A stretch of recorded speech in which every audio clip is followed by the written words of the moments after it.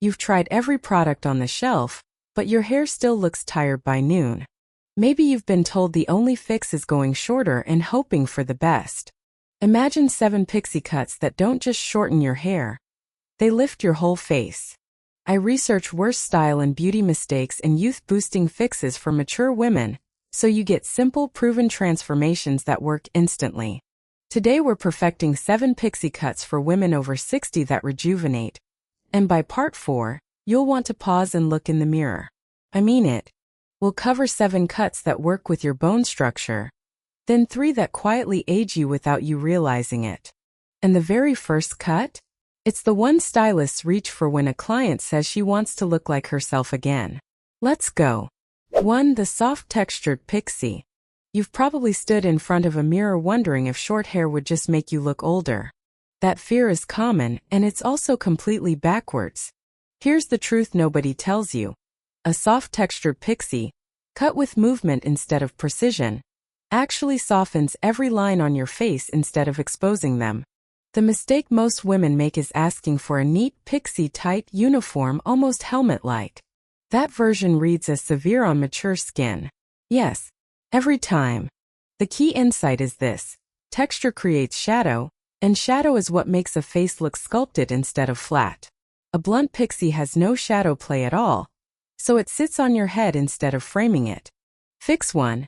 Ask your stylist for point cutting instead of blunt shears at the ends, because point cutting breaks up the line so it never looks stiff. Fix 2. Request longer pieces at the crown even if the sides go short, since height at the crown is what lifts your whole face upward. Fix 3, and honestly this is the one I wish someone had whispered to me years ago.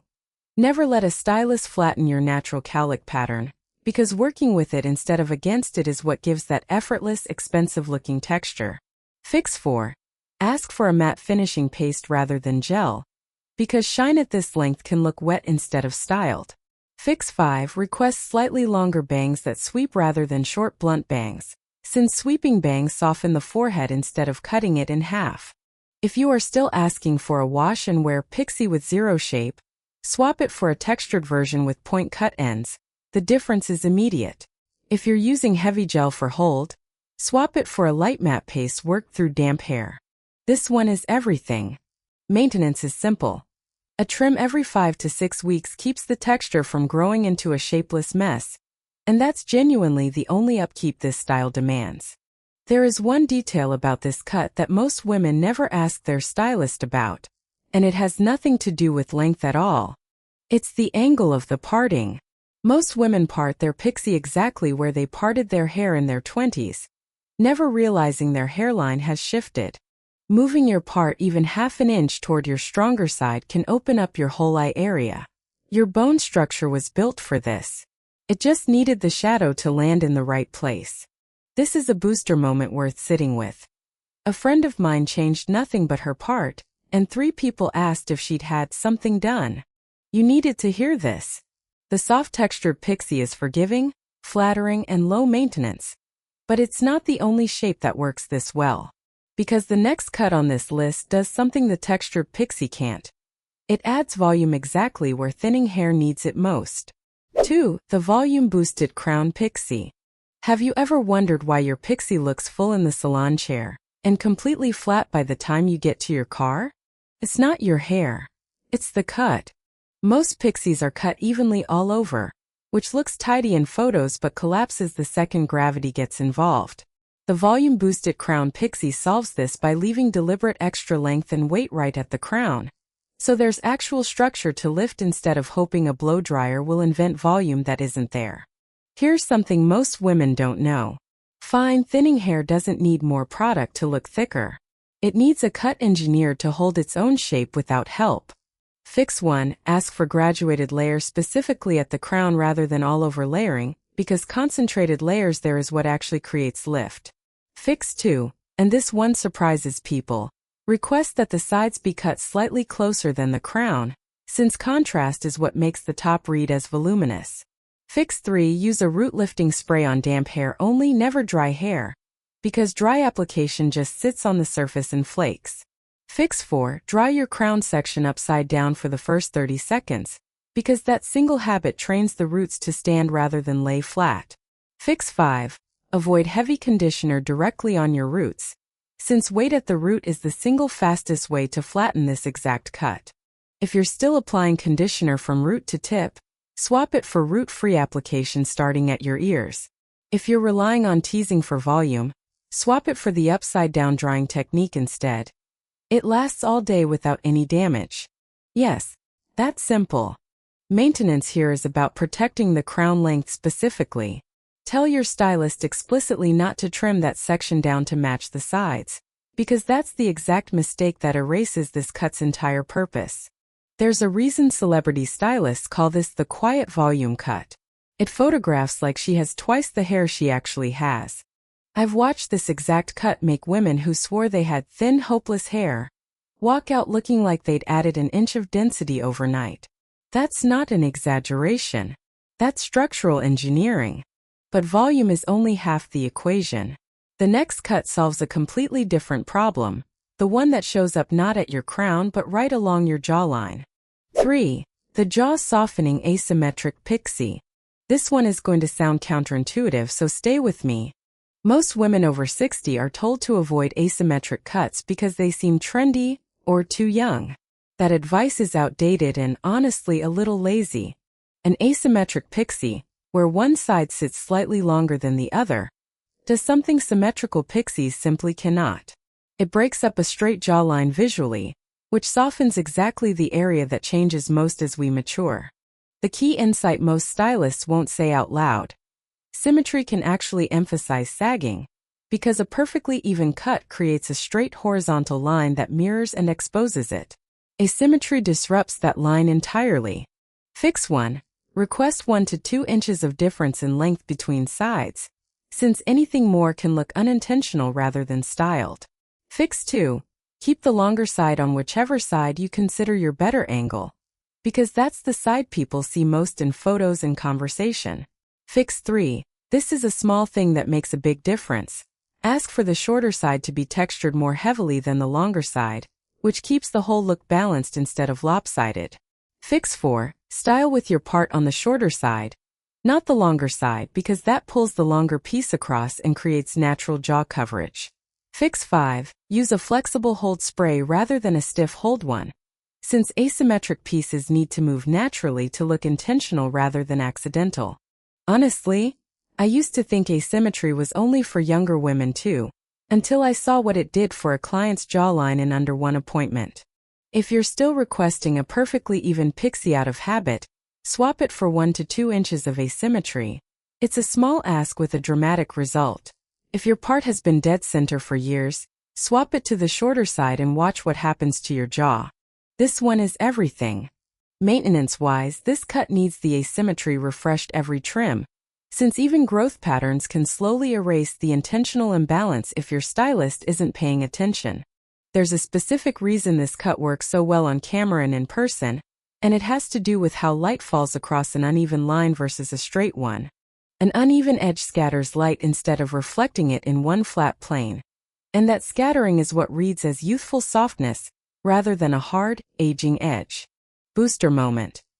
This is the cut I get asked about more than almost any other, because women genuinely can't believe how much of a difference an 1.5 inches makes. But there's a fourth cut on this list that solves a problem none of the first 3 even touch. What happens when your hair has more gray coming in than you're ready to fully commit to yet? 4. The silver blending Pixie. You spent 20 minutes debating whether to keep coloring your roots again, and something about that decision still feels off. That hesitation is valid, and it's more common after 60 than you'd think. The silver blending Pixie is specifically cut and colored to ease you through gray transition without the awkward skunk stripe phase everyone dreads. Here's what almost no colorist explains clearly. A shorter cut grows out gray faster and more evenly than long hair, because there's simply less pigmented length for the line of demarcation to travel through. Short hair essentially transitions itself. Fix 1. Ask for a low-lift toner rather than full color, since it blends new silver growth with existing color instead of fighting it. Fix 2. Request face framing pieces be colored last and lightest, because that's the zone people focus on first. Fix 3. Use a purple or blue tone shampoo only once a week at this stage, since overtoning silver blending hair can leave it looking dull rather than luminous. Fix 4. And this one is honestly underrated. Ask your colorist about root smudging, a technique that intentionally blurs the line between silver and color instead of creating a hard edge. Fix 5. Avoid glossing treatments that add warmth if you're aiming for a cooler silver tone, since warmth and silver can clash and look muddy rather than intentional.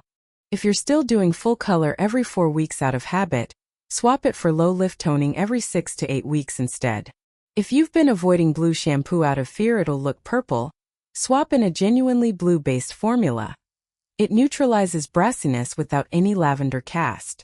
You needed to hear this. Maintenance is refreshingly simple here. Because the cut is short, your regrowth is far less visible between appointments than it would be with longer hair.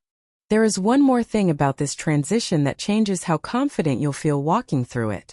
Women who commit to letting a pixie grow out gray report feeling more in control of their appearance, not less, because they're not fighting their own hair color every single week anymore. That shift from fighting your hair to working with it is the same shift every cut on this list is quietly built around. The 5th cut, though, tackles something entirely different. It's for the woman who's ready to be bold, not blended. 5. The bold cropped pixie. This one isn't for everyone. And that's exactly why it works so well for the women it's right for. Have you ever felt like every appropriate haircut suggestion for your age was really just a way of telling you to fade into the background? The bold cropped pixie is the opposite of fading.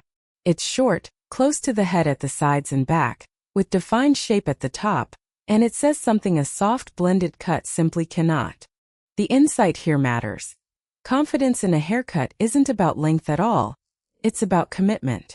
A cut that's cropped with intention reads as decisive, and decisiveness photographs as youthful energy regardless of your actual age. Fix 1. Request a defined edge along the hairline rather than a soft, diffused one, because sharp lines signal intentional styling, instead of hair that simply got shorter over time. Fix 2. Ask for slightly more length on top than a typical crop, giving you styling versatility for different moods and occasions. Fix 3. Use a small amount of pomade rather than paste for this specific length, since pomade gives definition without the matte flatness paste can create on very short hair. Fix 4. Get your neckline shaped every appointment without fail, because an overgrown neckline is the single fastest way this cut starts to look neglected rather than deliberate. Fix 5. And I say this with love, commit to the color you have right now for at least 3 months, because bold shortcuts genuinely need consistency to read as intentional rather than experimental. Honestly, this is the cut I recommend to women who tell me they're done playing it safe, and every single time they come back glowing. If you've been asking for just a trim on a longer style out of fear, swap that fear for one bold appointment with clear length requests. The transformation is immediate, not gradual. If you're using heavy wax for hold, swap it for lightweight pomade instead. This one is everything. Maintenance means visiting your stylist every 4 weeks without exception, since this cut grows out its shape faster than any other on this list. There's a specific kind of woman who chooses this cut, and it's rarely about vanity at all. It's usually a woman who's finally decided her appearance should reflect how she actually feels inside, not how she thinks she's supposed to look at her age. That's the real transformation. The haircut is just the visible part of it. We've covered 5 cuts that work with your bone structure instead of against it. But there are 2 more still ahead, and then 3 cuts you need to walk away from immediately, because one of them is quietly aging almost every woman who wears it without knowing why. 6. The feathered side swept pixie. Something happens the moment a pixie feels too structured, too perfect, almost like a helmet you put on rather than hair that moves with you. That stiffness is the exact opposite of what makes 60 look effortless. The feathered side swept pixie fixes this by using layered, feathered pieces that sweep gently across the forehead instead of sitting in one rigid block. Here's the surprising part.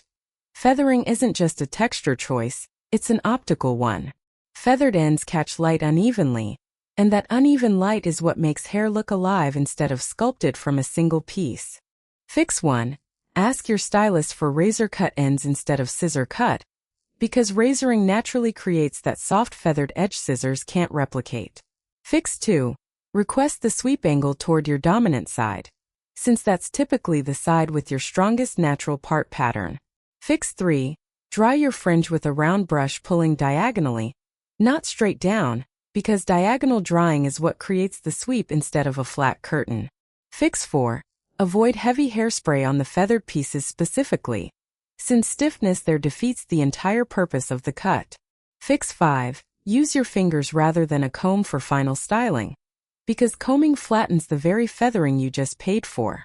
Honestly, this is the cut that finally made me understand why some women's hair looks like it's always mid-movement, even in still photos.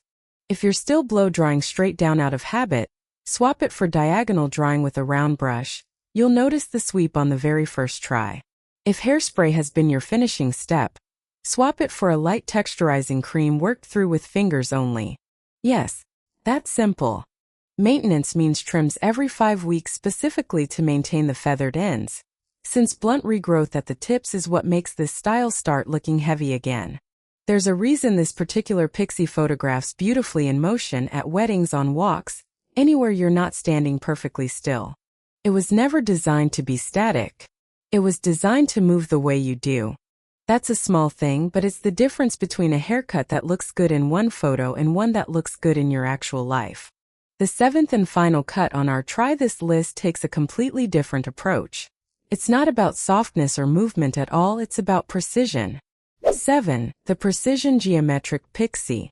You've spent years in soft, safe, forgiving haircuts, and there is absolutely nothing wrong with that.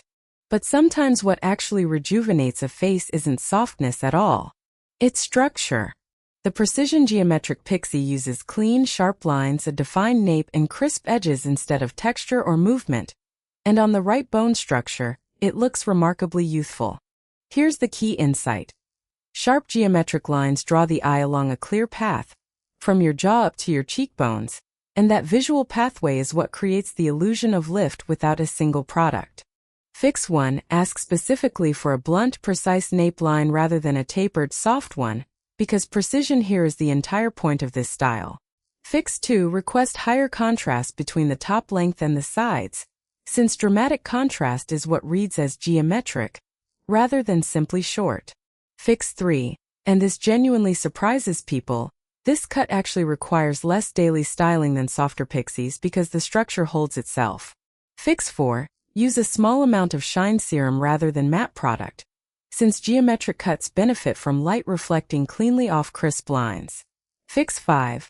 Get the nape and sideburn area cleaned up every 2 to 3 weeks between full cuts, because that precision line is what makes or breaks this entire style.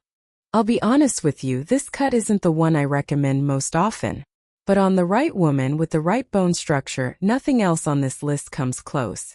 If you've been softening every edge your stylist suggests out of habit, swap that instinct for one appointment where you ask for clean, defined lines instead. If you're using matte paste for texture, swap it for a light serum to let the geometry actually shine. This one is everything. Maintenance is straightforward but non-negotiable. Skip a cleanup appointment and this style loses its entire structural point within 2 to 3 weeks. There's something almost architectural about how this cut interacts with light and shadow across your face. It doesn't try to soften anything. It simply directs attention exactly where your best features already are. And that's the last of the 7 cuts that work with you, not against you. Now we need to talk about the 3 that quietly work against almost every woman who wears them. Number 8. Avoid. The overlayered choppy pixie. This is the one I see more than almost any other, and it breaks my heart a little every time. The overlayered choppy pixie looks trendy in a magazine photo. On real mature hair, it does something very different. Too many layers at this length remove the very weight your hair needs to hold any shape at all, which leaves it looking sparse and unintentional by the second day. Here's why this keeps happening. Stylists trained primarily on thicker, younger hair often default to heavy layering out of habit, without adjusting for the natural thinning that comes with age. The problem isn't the layering itself. It's the amount applied without thinking about your actual density. If you're currently wearing this style, the fix isn't panic, it's a conversation. Ask your stylist to consolidate the layers into fewer, more intentional sections, rather than dozens of choppy pieces. Request weight left at the perimeter specifically, since perimeter weight is what creates the illusion of density your hair is currently missing. Avoid texturizing shears on hair that's already fine, because thinning shears on thin hair is quite literally removing what little you have. Ask instead for point cutting in smaller, controlled amounts. And please stop layering the crown to match the sides, since crown weight is exactly what you need to keep for volume. You needed to hear this. If you're still requesting lots of layers for texture, swap that request for a few intentional layers for movement instead. If your stylist reaches for thinning shears automatically, ask them to skip that step entirely on your next visit. The maintenance fix here is really a stylist conversation, not a product. Bring a photo of the density you want, not just the shape. I've watched this exact mistake age women who had genuinely great bone structure, simply because their hair had nothing left to hold a shape. That's not your fault. It's an industry default that was never built for your hair. But there's a second mistake on this avoid list that's even more common, and it has nothing to do with layers at all. 9. The over-tapered severe pixie. Have you ever left a salon feeling like your haircut looked good on the stylist's vision board, but not on your actual face? The over-tapered severe pixie is almost always the culprit. This is a pixie tapered so tightly at the sides and back that it creates a hard, almost military line against the head, with none of the softness mature skin actually benefits from. The insight most women don't realize. Severe tapering was designed for younger, more angular faces with less natural softening around the jaw. On mature skin, that same severity just highlights the contrast instead of complementing it. This one is genuinely doing more damage than most women realize. If you're wearing this cut right now, ask your stylist to soften the taper gradually rather than requesting a full grow out, since a gradual softening lets you ease into a more flattering shape without an awkward in-between phase.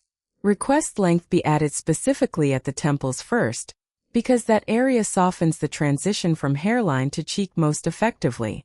Avoid clipper work entirely above the ear for your next few appointments, and ask for scissor work instead, since scissors create natural softness clippers simply cannot. Skip any clean-up between appointments that involves clippers, and stick to scissor trims only during this transition. And be patient. This particular fix takes 2 to 3 appointments, not 1. If you've been asking for it tight and clean out of habit, swap that language for soft and natural at your next appointment. Your stylist will cut completely differently. If clippers have been part of every visit, ask for scissors only for the next few months. Yes, that's simple. The maintenance during this transition is really about patience and clear communication, since growing out severity takes longer than most women expect, but delivers a noticeably softer result each visit. I've had women tell me they didn't realize how harsh their cut looked until they saw an old photo from before it, and the difference genuinely surprised them. That's the thing about severity. It creeps in gradually, one just clean it up appointment at a time. There's one final mistake left on this list, and it might be the most common one of all. 10. The one-length flat pixie. This mistake is quiet. It doesn't look dramatically wrong in the mirror. It just slowly stops looking like anything at all. The one-length flat pixie is cut at a single uniform length all over, with no layering, no texture, and no shape variation whatsoever. It's often requested by women who are nervous about short hair going wrong, so they ask for something simple and safe. The problem is that simple at this length usually just means shapeless.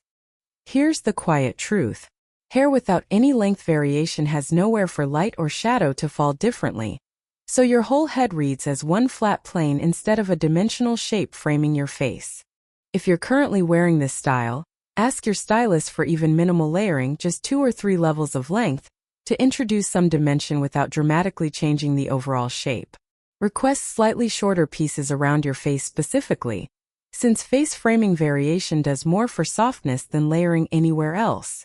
Avoid asking for the same length all over as your instruction, and instead describe the shape you want your silhouette to have. Ask for texture to be added at the ends only if you're nervous about a bigger change, since that's the lowest risk way to introduce dimension.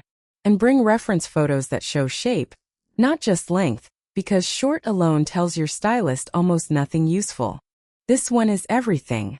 If keep it simple, same length everywhere has been your go-to request, swap it for add some shape, nothing dramatic instead. If you've been avoiding layering out of fear, start with just face framing pieces as a low-risk first step. Maintenance-wise, even minimal shaping needs a trim every 5 to 6 weeks to keep that small amount of dimension from growing out into flatness again. I understand the instinct to play it safe with short hair. Feels like there's nowhere to hide if something goes wrong. But safety and shapelessness aren't the same thing. And now you know exactly how to ask for one without risking the other. You've just walked through 10 cuts, 7 that work with you and 3 that quietly work against you. And every single one of them starts with how you talk to your stylist. You just learned 7 pixie cuts that work with your bone structure instead of against it, and 3 quiet mistakes most women never even realize they're making. Boom, your bone structure was always this stunning. Now it shows. Tell me, which of these 10 cuts is closest to what you're already wearing, and which one are you switching to? Next time, we're tackling the one accessory mistake that adds 10 years overnight. Like this video, subscribe to Timeless Wisdom Path, and I'll see you in the next one.